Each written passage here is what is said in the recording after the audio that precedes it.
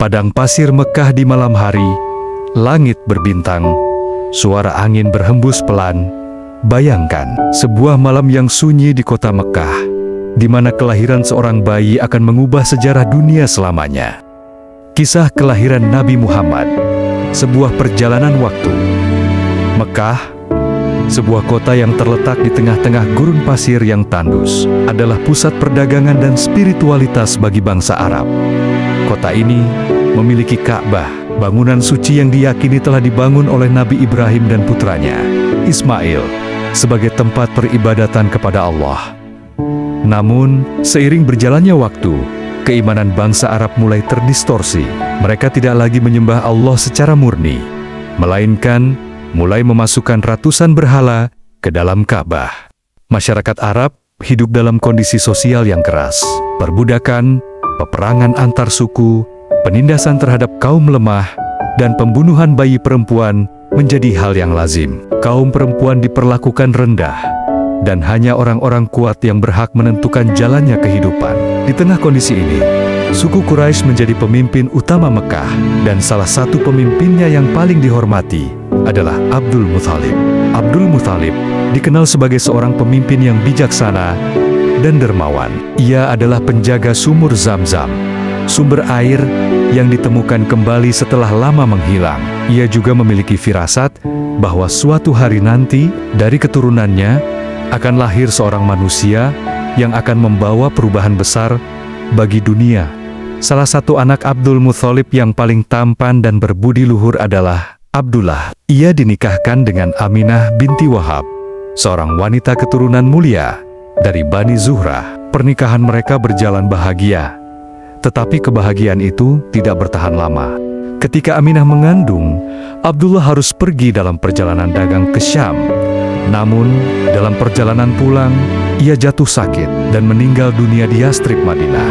Kabar kematian suaminya sangat mengguncang hati Aminah. Namun, ia juga merasakan sesuatu yang istimewa dalam kehamilannya. Ia sering bermimpi melihat cahaya terang keluar dari tubuhnya, menerangi seluruh negeri Syam. Dalam mimpinya, ia juga melihat bahwa anak yang dikandungnya akan menjadi pemimpin besar.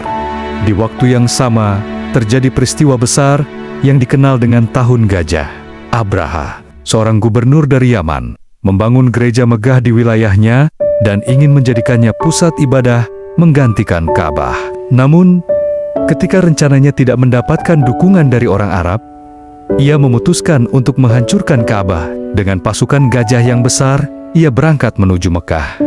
Namun, sebelum mereka mencapai Ka'bah, Allah mengirimkan burung-burung ababil yang membawa batu panas dari neraka. Pasukan Abraha hancur lebur, dan Mekah selamat dari kehancuran. Peristiwa ini mengguncang seluruh Arab dan menjadi tanda bahwa sesuatu yang luar biasa akan terjadi. Pada malam yang tenang, langit Mekah tampak lebih cerah dari biasanya. Udara terasa lebih sejuk, dan suasana menjadi damai. Di sebuah rumah sederhana di Mekah, Aminah merasakan tanda-tanda bahwa saat kelahiran anaknya telah tiba. Dengan penuh harapan dan doa, ia melewati proses persalinan yang tenang. Tepat pada 12 Rabiul Awal, Tahun Gajah, seorang bayi laki-laki lahir ke dunia. Saat ia lahir, rumah Aminah dipenuhi dengan cahaya yang terang benderang, seakan-akan ada sinar yang turun dari langit. Di saat yang sama, di berbagai belahan dunia, terjadi kejadian luar biasa. Di Persia, api yang telah menyala di kuil Majusi selama ribuan tahun tiba-tiba padam. Di istana Raja Kisra, pilar-pilar istananya retak. Para pendeta Yahudi dan Nasrani merasakan kegelisahan, seakan-akan sesuatu yang besar telah terjadi. Saat Abdul Muthalib melihat cucunya, hatinya dipenuhi dengan kebahagiaan. Ia membawanya ke Ka'bah, bersyukur kepada Allah, dan memberinya nama Muhammad, yang berarti yang terpuji. Seperti tradisi masyarakat Quraisy, bayi Muhammad disusui oleh seorang wanita dari pedesaan agar tumbuh dalam lingkungan yang lebih sehat. Halimah Sa'diyah, seorang wanita dari Bani Sa'ad, akhirnya mendapat kehormatan untuk mengasuhnya. Sejak Muhammad tinggal di rumah Halimah, kehidupan keluarga itu berubah. Hewan ternaknya menjadi lebih subur, air di kampungnya melimpah, dan segala sesuatunya terasa lebih mudah.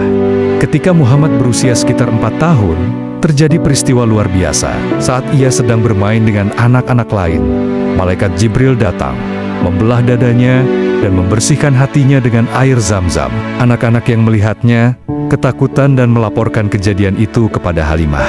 Khawatir akan keselamatan Muhammad, Halimah mengembalikannya kepada Aminah.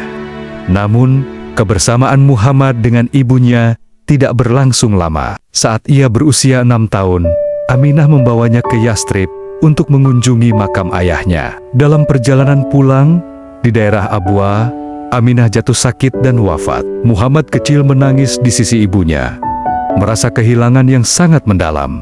Setelah itu, ia diasuh oleh kakeknya, Abdul Muthalib. Namun, 2 tahun kemudian, Abdul Muthalib juga wafat. Muhammad akhirnya tinggal bersama pamannya, Abu Thalib, yang merawatnya dengan penuh kasih sayang. Sahabat sekalian, kisah kelahiran Nabi Muhammad bukan hanya sejarah, tetapi juga sumber inspirasi bagi kita semua. Dari seorang anak yatim, beliau tumbuh menjadi pemimpin yang membawa cahaya bagi dunia. Mari kita terus mengenang dan mengambil hikmah dari perjalanan hidupnya. Jika video ini bermanfaat, jangan lupa untuk like sebagai bentuk dukungan, agar kami bisa terus membuat konten berkualitas. Berikan komentar di bawah tentang pelajaran apa yang paling berkesan bagi Anda dari kisah ini. Jangan lupa juga untuk share video ini, agar semakin banyak orang yang bisa mengambil manfaatnya. Dan tentunya, tekan tombol subscribe serta aktifkan lonceng notifikasi, agar tidak ketinggalan kisah-kisah penuh hikmah lainnya. Terima kasih sudah menonton, sampai jumpa di video berikutnya. Wassalamualaikum warahmatullahi wabarakatuh.